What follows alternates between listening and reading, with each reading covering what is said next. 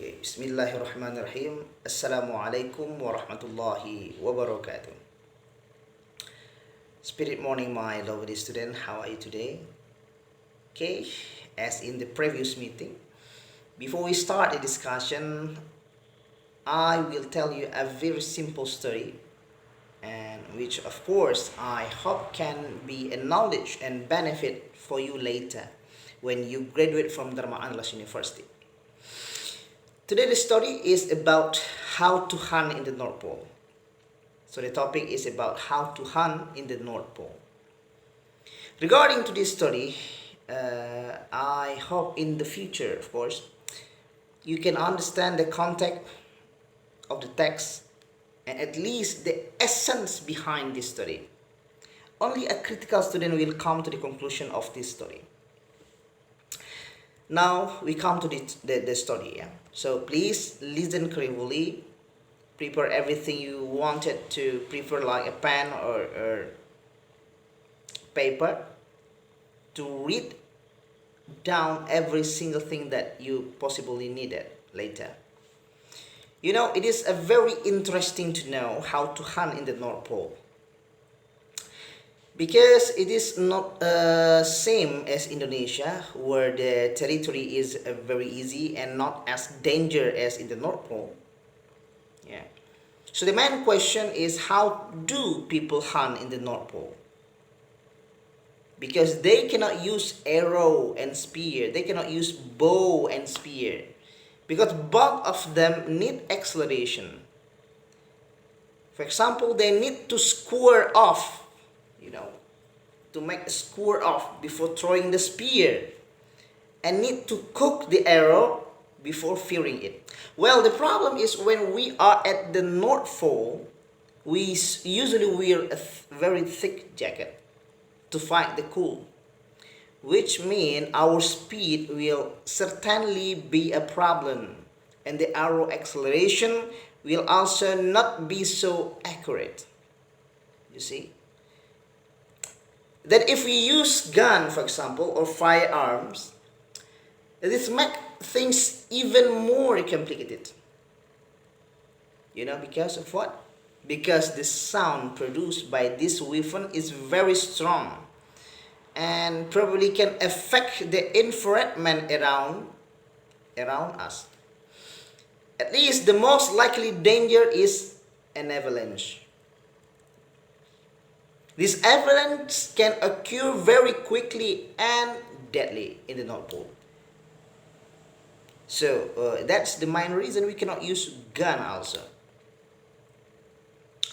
Then we also cannot use animal trap on the ground at the North Pole, because the high snow sometimes cover the traps that we have made.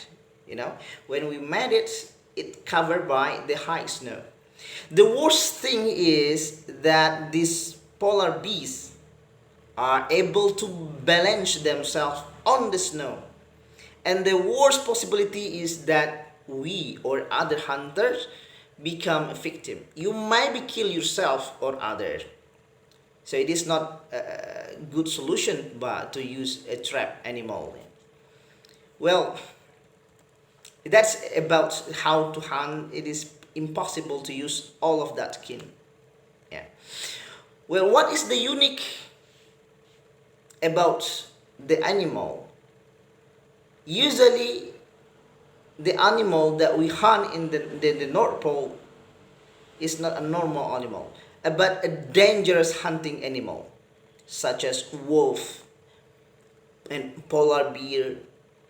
They will usually make it difficult to hunter to gather the food.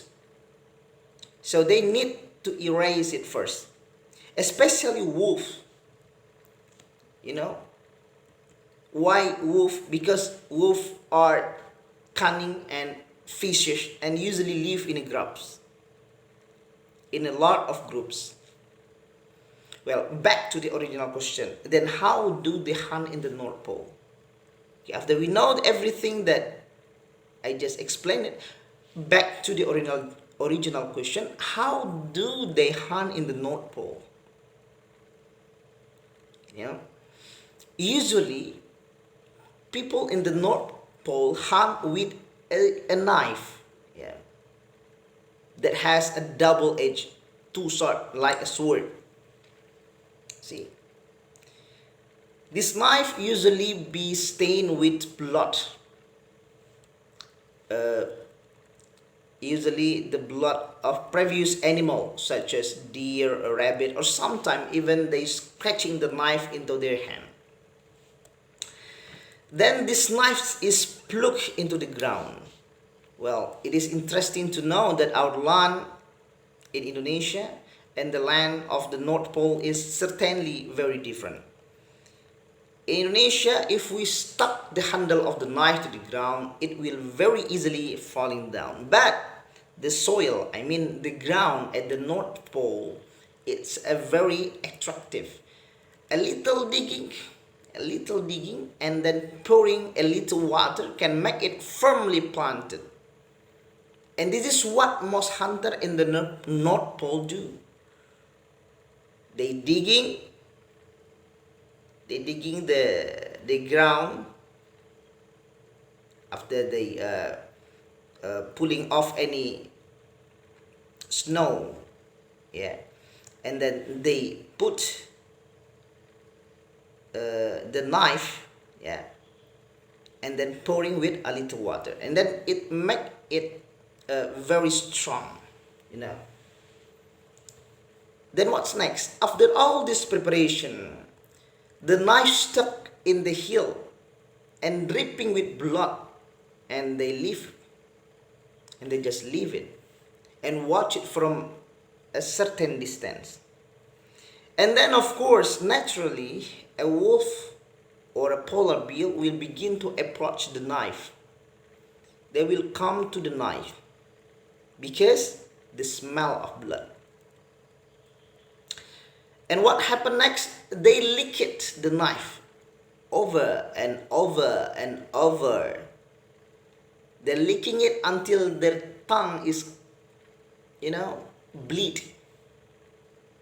Have a slice and have a bleed. But strangely, even though their tongue are injured, they are even more happy to lick. The more injured, the more blood, the more fun they lick the blood. And so on until at least the tongue were cut off.